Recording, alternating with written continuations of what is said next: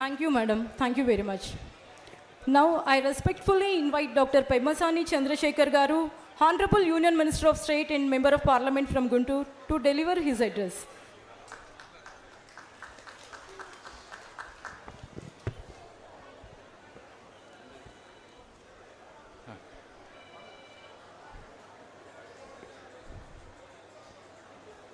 సవాళ్లతో నిండినటువంటి విద్యాశాఖను నియోజకవర్గాన్ని ఏరుకొని కోరుకొని ఎంచుకొని 2 సంవత్సరాలలోనే అనూహ్యమైనటువంటి అభివృద్ధిని ఈ ప్రాంతానికి పరిచయం చేస్తున్నటువంటి గౌరవ విద్యా మరియు ఐటీ శాఖ మాత్యులు శ్రీ నారా లోకేష్ గారికి,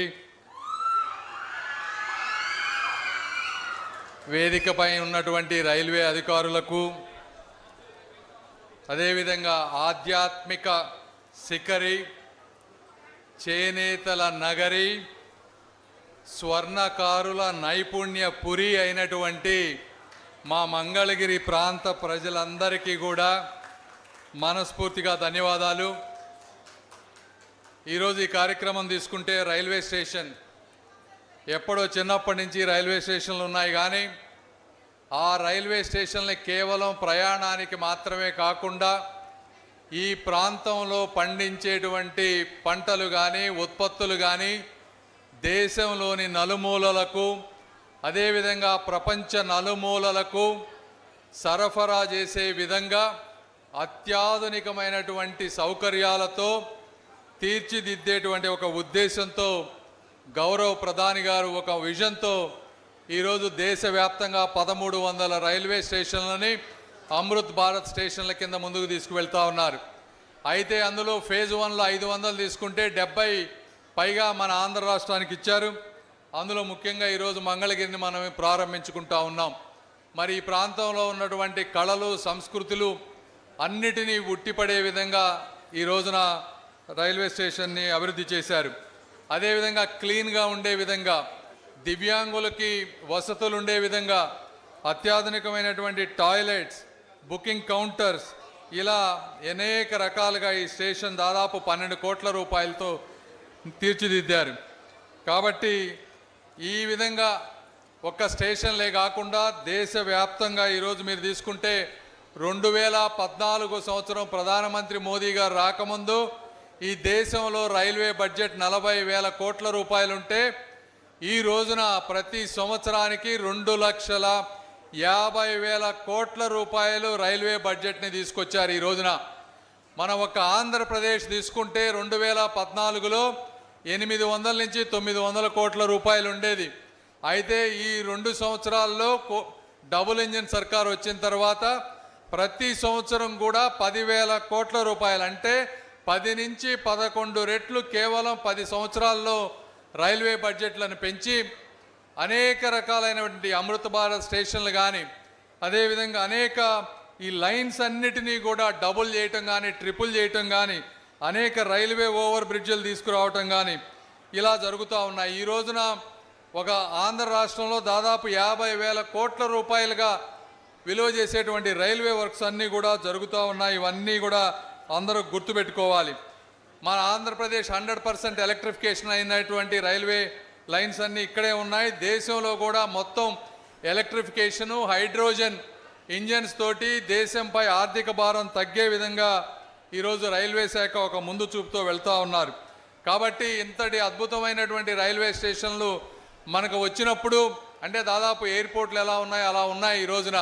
వాటన్నిటినీ కూడా నీట్గా, అందంగా, పరిశుభ్రంగా, భద్రంగా ఉంచుకునే బాధ్యత మన అందరిపై ఉంది అని మీ అందరికీ నేను తెలియజేసుకుంటా ఉన్నా. ఈ యొక్క రైల్వే స్టేషన్ గురించే కాకుండా ఈరోజు మనం మంగళగిరిలో ఉన్నాం కాబట్టి మనం లోకేష్ గారి కృషిని కూడా మనం ఒకసారి గుర్తు తెచ్చుకోవాలి. ఒక్కొక్క హామీని, ఆయన ఇచ్చినటువంటి హామీని ఒక్కొక్క ప్రాజెక్టుగా, ఒక్కొక్క మార్పుని కూడా ఒక్కొక్క మైల్ రాయిగా తీసుకొని ఈరోజు రాష్ట్రంలో కాదు దాదాపు దేశంలో ఏ ఎమ్మెల్యే నియోజకవర్గంలో జరగనటువంటి అనేక రకాలైనటువంటి పనులు ఈరోజు జరుగుతూ ఉన్నాయి. 928 అభివృద్ధి పనులు ఈరోజు మంగళగిరిలో జరుగుతూ ఉన్నాయి. మొన్న మనం 148 కోట్ల రూపాయలతో రైల్వే ఓవర్ బ్రిడ్జి ఓపెన్ అంటే శంకుస్థాపన చేశాం. రోడ్లు భవనాల శాఖ ద్వారా 70 కోట్ల రూపాయల వర్కులు జరిగినాయి. అదేవిధంగా అండర్ గ్రౌండ్ డ్రైనేజీకి మొన్న మనం మొత్తం 1600 కోట్లు అయితే ఫేజ్ 1 కొంత మొన్న మనం స్టార్ట్ చేసుకున్నాం. తాగునీటి సరఫరాకు దాదాపు 390 కోట్ల రూపాయలతో దానికి శంకుస్థాపన చేసుకున్నాం. నిడమర్రు మోడల్ స్కూల్కి 16 కోట్ల రూపాయలు ఖర్చు పెట్టి ఈరోజు ప్రతి ఒక్కళ్ళు ఆ స్కూల్లో అడ్మిషన్ కావాలి అనే విధంగా చేశారు. మంగళగిరిలో మంచి ఎయిమ్స్ లాంటి హాస్పిటల్ ఉన్నా కూడా మళ్ళీ ఇంకో అక్కడ హాస్పిటల్ ఎయిమ్స్ హాస్పిటల్లో బెడ్లన్నీ ఫుల్ అయిపోతున్నాయి. ఒక్కోసారి బెడ్లు దొరకటం లేదు అని చెప్పి మళ్ళీ ఇంకో 100 పడకల ఆసుపత్రిని ఈరోజు మంగళగిరిలో కట్టిస్తూ ఉన్నారు. ఎక్కడా లేని విధంగా ఎన్నో సంవత్సరాలుగా ఆగిపోయిన దాదాపు 20,000 మంది కుటుంబాలకి ఇళ్ల పట్టాలన్నీ ఇచ్చి వాళ్ళ జీవితాల్లో వెలుగులు నింపారు. ఈ విధంగా ఒక మంగళగిరి నియోజకవర్గం ఈరోజు విద్యాశాఖను తీసుకుంటే అనేక రకాలైనటువంటి మార్పులు తీసుకువచ్చి గవర్నమెంట్ స్కూల్స్లో ప్రైవేట్ స్కూల్స్ నుంచి దాదాపుగా గత 20 సంవత్సరాల్లో మొట్టమొదటిసారి అనుకుంటా 1,00,000 మంది విద్యార్థులు ప్రైవేట్ స్కూల్స్ నుంచి గవర్నమెంట్ స్కూల్స్కి వచ్చారు అంటే అది కాకతీయంగా జరిగినటువంటి పని కాదు. ఈరోజు నారా లోకేష్ గారి కృషి ఎంతైనా ఉంది. అదేవిధంగా రాష్ట్రం మొత్తంలో అనేక రకాలైనటువంటి పెట్టుబడులు రష్యా వెళ్ళటం కానీ కొరియా వెళ్ళటం కానీ ఎక్కడ అవకాశాలు ఉంటే అక్కడికి వెతుక్కుంటూ వెళ్ళటం. ఈ రోజున మీరు చూస్తే దాదాపు 340 పైగా ప్రాజెక్టులు 10 లక్షల కోట్ల పైగా పెట్టుబడులు ఈరోజు మనకు వచ్చాయి. గూగుల్ కానీ ఆర్సెల్ఆర్ మిట్టల్ కానీ ఎన్టీపీసీ కానీ రిలయన్స్ డేటా సెంటర్ కానీ అదానీ పంప్డ్ స్టోరేజ్ ప్రాజెక్ట్ కానీ రాయల్ ఎన్ఫీల్డ్ కానీ ఇలా చెప్పుకుంటూ పోతే ఒక గంట టైం పడుతుంది. అనేక రకాలైనటువంటి ప్రాజెక్టులు. ఇక్కడ చాలామంది పిల్లలు ఉన్నారు. ఈ పిల్లలు పెద్దవాళ్ళు అయ్యే సమయానికి ఎక్కడ దిక్కులు చూడకుండా ఆంధ్రప్రదేశ్లో ఉద్యోగం వచ్చే విధంగా నిరంతరం కృషి చేస్తున్నటువంటి నారా లోకేష్ గారికి ముఖ్యంగా మంగళగిరి ప్రజలందరూ కూడా ధన్యవాదాలు తెలపాలి. అదేవిధంగా నేను ఇందాక మర్చిపోయా, సిఎస్ఆర్ ఫండ్స్తో చక్కటి కమ్యూనిటీ హాల్స్ కడతా ఉన్నారు. అదేవిధంగా డిజిటల్ లైబ్రరీలు కడతా ఉన్నారు. వైకుంఠ మహాప్రస్థానం ఆధునీకరించారు. ఇలా ఒక ప్రాంతానికి పార్కులు ఎన్ని రకాలుగా ప్రజలకు మేలు చేయాలో అన్ని రకాలుగా ఈ రోజున ప్రజలకు మేలు జరుగుతుందని తెలుపుకుంటూ, సమయం తక్కువగా ఉంది కాబట్టి ఎక్కువ మాట్లాడలేకపోతా ఉన్నాను.